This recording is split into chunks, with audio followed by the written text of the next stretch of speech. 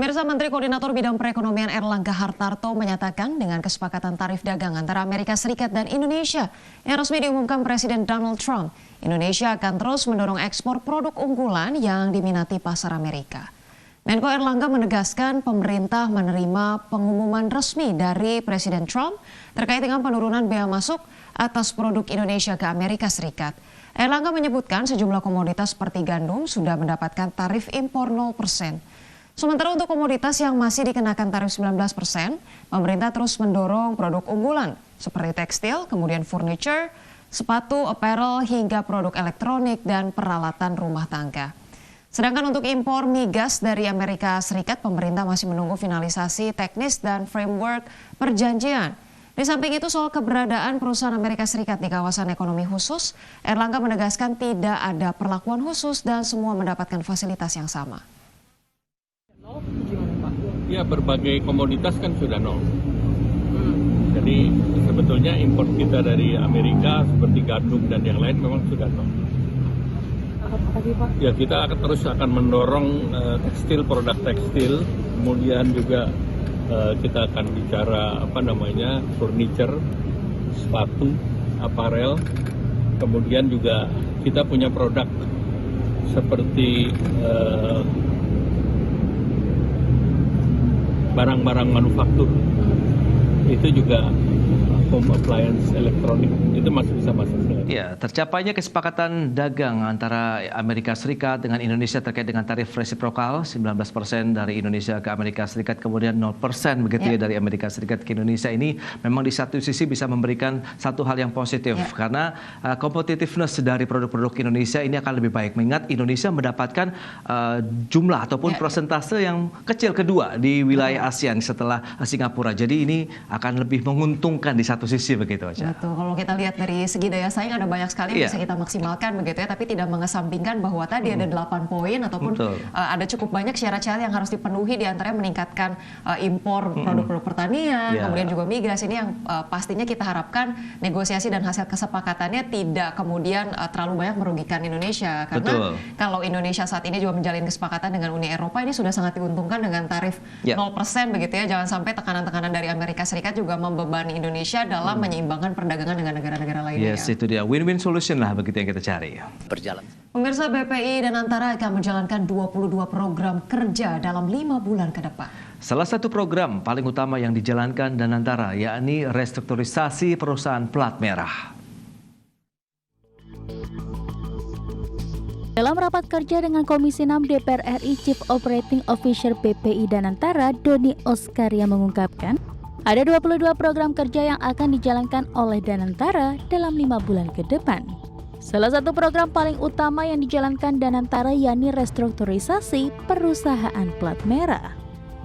Doni menyebut untuk tahap awal Danantara akan menjalankan restrukturisasi pada bisnis maskapai PT Garuda Indonesia Persero Tbk. Danantara juga akan melakukan restrukturisasi di bisnis manufaktur baja, restrukturisasi di bisnis kereta api cepat, dan restrukturisasi di bisnis asuransi. Selain restrukturisasi, Danantara juga akan melakukan konsolidasi bisnis para BUMN dengan melakukan pengelompokan perusahaan dengan bisnis yang serupa, mulai dari konsolidasi BUMN karya, BUMN pupuk, BUMN rumah sakit, BUMN sektor gula, BUMN hotel, BUMN hilirisasi minyak hingga BUMN asuransi. Di bidang restrukturisasi, yang pertama restrukturisasi daripada bisnis maskapai kita. Yang kedua adalah restrukturisasi di bisnis manufaktur baja kita. Yang ketiga restrukturisasi di bisnis kereta api cepat. Yang keempat, restrukturisasi di bisnis asuransi.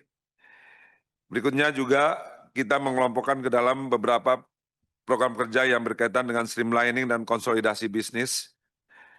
Yaitu yang pertama adalah konsolidasi bisnis karya, yang kedua bisnis pupuk, konsolidasi bisnis pupuk dan streamlining bisnis pupuk, konsolidasi bisnis rumah sakit, konsolidasi bisnis hotel, kemudian konsolidasi bisnis gula, konsolidasi dan juga bisnis hilirisasi minyak, kemudian konsolidasi bisnis asuransi.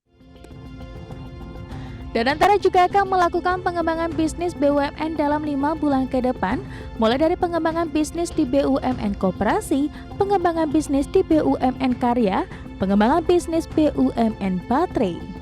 Doni memastikan menjalankan program tersebut Danantara telah menyelesaikan tata kelola pendukung bisnis dalam organisasi Danantara Asset Management. Dari Jakarta, tim liputan IDX Channel. Ya, pemirsa, Presiden Amerika Serikat Donald Trump resmi mengumumkan 8 poin kerangka kerjasama perjanjian dagang antara Amerika Serikat dengan Indonesia terkait dengan tarif resiprokal. Iya, poin pentingnya perjanjian dagang membuka terobosan besar bagi manufaktur, agrikultur, dan sektor digital kedua negara. Kesepakatan tarif resiprokal 19% untuk barang ekspor asal Indonesia resmi disepakati Presiden Donald Trump dan Presiden Prabowo Subianto. Kesepakatan penting Presiden Trump mengumumkan terdapat 8 poin kerangka kerjasama perjanjian dagang antara Amerika Serikat dengan Indonesia. 8 poin kesepakatan Trump dengan Indonesia terkait tarif dagang antara lain pertama pemberlakuan tarif 19%, kedua produk Amerika bebas syarat tingkat kandungan dalam negeri atau TKDN, ketiga pelonggaran aturan impor produk pertanian Amerika Serikat, keempat aturan cegah negara ketiga, kelima data pribadi bisa dikirim ke Amerika, keenam melarang tenaga kerja asing masuk secara paksa, ketujuh Indonesia hapus pembatasan ekspor mineral, dan yang kedelapan Indonesia tambah impor dari Amerika. Dalam pernyataan resminya, Amerika Serikat menerbitkan poin kesepakatan yang harus dipatuhi Indonesia. Di antaranya semua barang ekspor Indonesia yang masuk ke Amerika dikenakan tarif 19%. Sedangkan semua barang ekspor Amerika yang masuk ke Indonesia tidak terkena tarif alias 0%.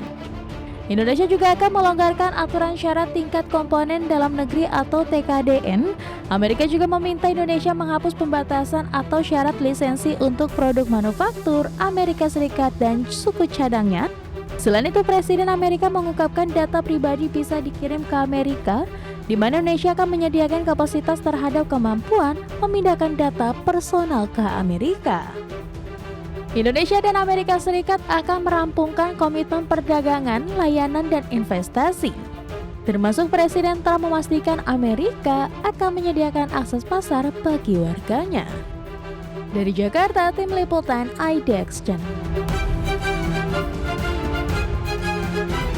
Baik, kita ke informasi selanjutnya pemirsa terkait dengan kawasan ekonomi khusus di Indonesia mencatatkan kinerja positif di sepanjang tahun 2024. Ya, tercatat investasi yang masuk menembus 90,1 triliun rupiah atau melampaui target awal sebesar 78,1 triliun rupiah.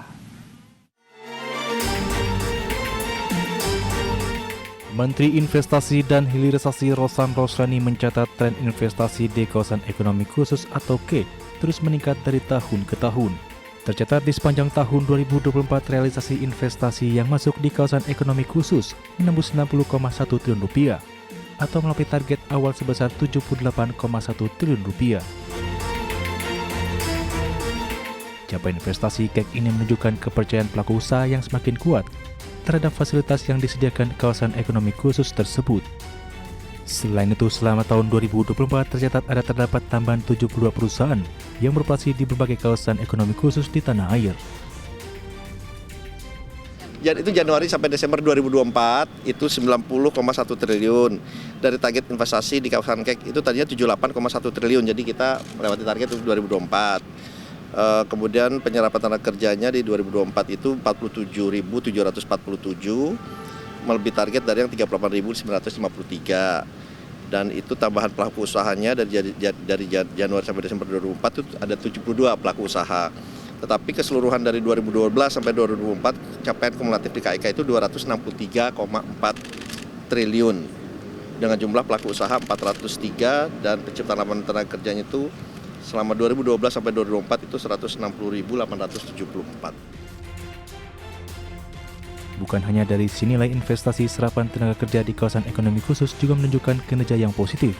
Tercatat sepanjang tahun lalu terdapat 47.747 lapangan kerja baru yang terbuka.